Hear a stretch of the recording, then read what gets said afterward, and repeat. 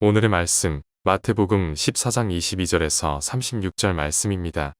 예수께서 즉시 제자들을 재촉하사 자기가 무리를 보내는 동안에 배를 타고 앞서 건너편으로 가게 하시고 무리를 보내신 후에 기도하러 따로 산에 올라가시니라. 저물매 거기 혼자 계시더니 배가 이미 육지에서 술이나 떠나서 바람이 거스름으로 물결로 말미암아 고난을 당하더라. 밤사경에 예수께서 바다 위로 걸어서 제자들에게 오시니 제자들이 그가 바다 위로 걸어오심을 보고 놀라 유령이라 하며 무서워하여 소리 지르거늘 예수께서 즉시 이르시되 안심하라. 나니 두려워하지 말라. 베드로가 대답하여 이르되 주여 만일 주님이시거든 나를 명하사 물 위로 오라 하소서 하니 오라 하시니 베드로가 배에서 내려 물 위로 걸어서 예수께로 가되 바람을 보고 무서워 빠져가는지라 소리 질러 이르되 주여 나를 구원하소서 하니 예수께서 즉시 손을 내밀어 그를 붙잡으시며 이르시되 믿음이 작은 자여 왜 의심하였느냐 하시고 배에 함께 오르매 바람이 그치는지라. 배에 있는 사람들이 예수께 절하며 이르되 진실로 하나님의 아들이로소이다 하더라. 그들이 건너가 게네사렛 땅에 이르니 그곳 사람들이 예수이신 줄을 알고 그 근방에 두루 통지하여 모든 병든 자를 예수께 데리고 와서 다만 예수의 옷자락에라도 손을 대게 하시기를 간구하니 손을 대는 자는 다 나음을 얻으니라. 아멘. 오늘 말씀은 우리의 인생의 한 단면을 보여준다고 할까요? 우리 신앙생활을 해가는 우리의 인생의 한 단면, 아주 여과 없이 보여주는 말씀이다. 저는 그렇게 평가해 보고 싶습니다.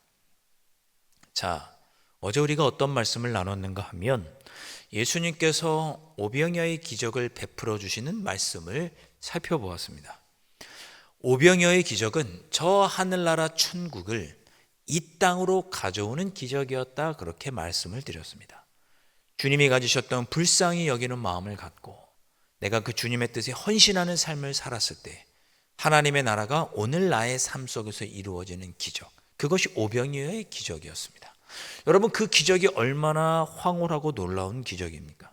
그것을 곁에서 지켜본 제자들의 마음도 너무나 기쁘고 감동이 되었을 것이고, 아, 내가 따르는 주님이 참 하나님의 메시아이시구나, 하나님이시구나, 마음속으로 깊이 느껴보는 그런 기적이었을 것입니다. 자, 그런 놀라운 기적을 경험한 지 채 하루가 지나지 않아 제자들은 삶의 엄청난 위기, 풍랑을 겪게 됩니다. 자, 오늘 말씀은 예수님께서 그렇게 기적을 베푸셨을 때, 오병이어의 기적을 베푸신 후에 많은 이들이 예수님을 따르고 예수님을 왕으로 추대하려고 하자 예수님께서 그들의 마음을 아셔서 그 무리들로부터 떨어지셔서 혼자 기도하러 가셨다라고 말씀이 시작을 합니다. 그리고 제자들은 예수님은 혼자 기도하러 가시고 제자들은 먼저 갈릴리 호수 건너편으로 이동해 가려고 하는 그런 상황이었습니다. 자, 예수님은 무리를 떠나보내신 후에 혼자 산에 올라가서 그 저녁 이후로 기도하셨습니다. 그 제자들은 갈릴리 호수를 건너편으로 이제 가게 되는데, 가는 도중에 그만 큰 풍랑을 만나게 되죠. 밤새도록 아마 바람이 불었을 것이고, 제자들은 그 풍랑에 두려움을 느꼈을 것입니다. 여러분, 예수님의 제자들 중에는 어부들이 여러 명이 있죠. 갈릴리 호수에서 여러 명이 물고기를 잡았으니 이런 풍랑은 그들에게 익숙하고 또 이런 풍랑이 어떻게 대처해야 되는지 그들은 잘 알고 있었을 것입니다. 그럼에도 불구하고 그들은 밤새도록 이는 큰 풍랑에 빠져 죽을 것이 두려웠습니다. 아니, 조금 전만 해도, 아니 12시간 전만 해도 예수님께서 오병이어의 기적을 베풀어 주시고 많은 무리들이 추종하고 예수님을 왕으로 섬기고 세우고자 하고 그럴 곁에서 지켜보는 제자들의 마음이 천국 정말 황홀했는데, 그만 채 하루가 지나지 않아, 12시간이 지나지 않아 그들의 마음은 천국에서 지옥으로 바뀌게 되는 거죠. 이제 언제 죽을 줄 몰라 두려워 떠는 그런 상황이 되었습니다. 그때 그 제자들에게 누가 찾아오셨습니까? 산으로 기도하러 가셨던 예수님께서 찾아오셨습니다. 그 찾아오신 예수님을 보고 제자들은 그 밤에 막 비바람이 치는데 밤사경에 한밤중에 새벽에 그렇게 예수님이 오셨으니 멀리서 봤을 때는 밝게 보이지 않았겠죠, 예수님의 모습이. 그래서 위령이 아닌가 귀신이 아닌가 그렇게 생각하는 정도로 두렵고 떨리는 상태에 있었습니다. 그때 예수님께서 뭐라고 말씀하십니까? 나니 두려워하지 말아라.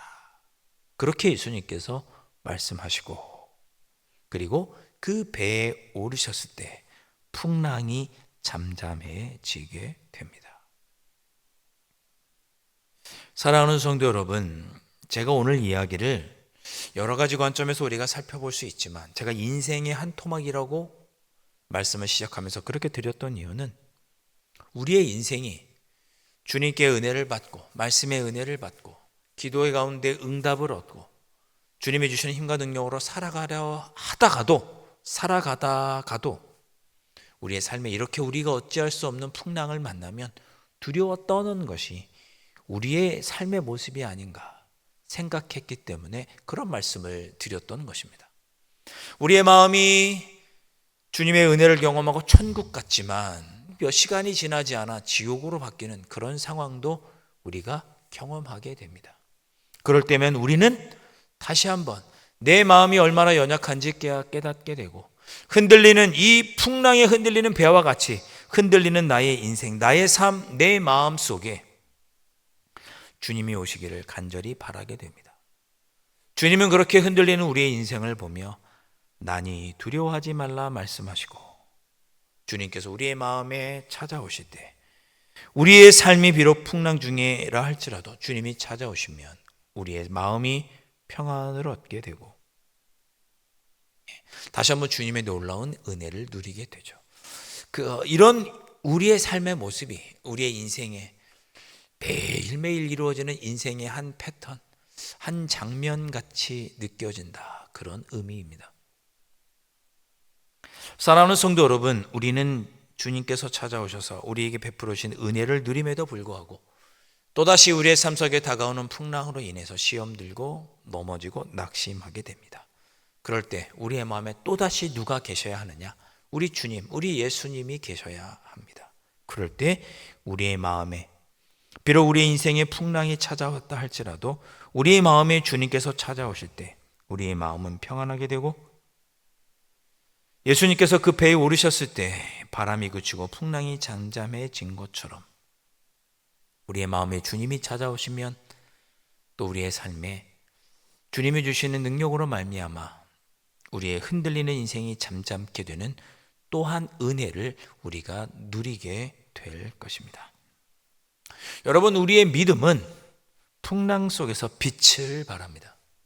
잔잔한 그런 바닷가와 같은 상황에서 우리의 믿음이 빛을 발하는 게 아니고, 우리의 인생에 풍랑이 일어 우리의 인생이 흔들릴 때 그때 주님을 향한 믿음이 능력을 발휘하고 빛을 발휘하게 됩니다. 그런 상황 속에서도 주님을 내 마음에 모시려고 하는 믿음, 주님이 내게 오시면 이 흔들리는 이 풍파와 같은 내 인생도 잠잠하게 될 것이라는 믿음, 그 풍랑이 일 때 우리의 믿음은 풍랑 속에서 빛을 보고, 그 믿음을 따라 주님께서 우리의 삶에 다가올 때 찾아오시면 우리의 삶은 평안을 누리게 될 것입니다. 이 믿음, 이러한 기대, 이러한 소망을 가지고 인생의 풍랑 속에서도 주님을 바라시고 주님을 찾으셔서 참된 평안을 누리시는 여러분의 삶이 되실 수 있기를 주님의 이름으로 축원드립니다.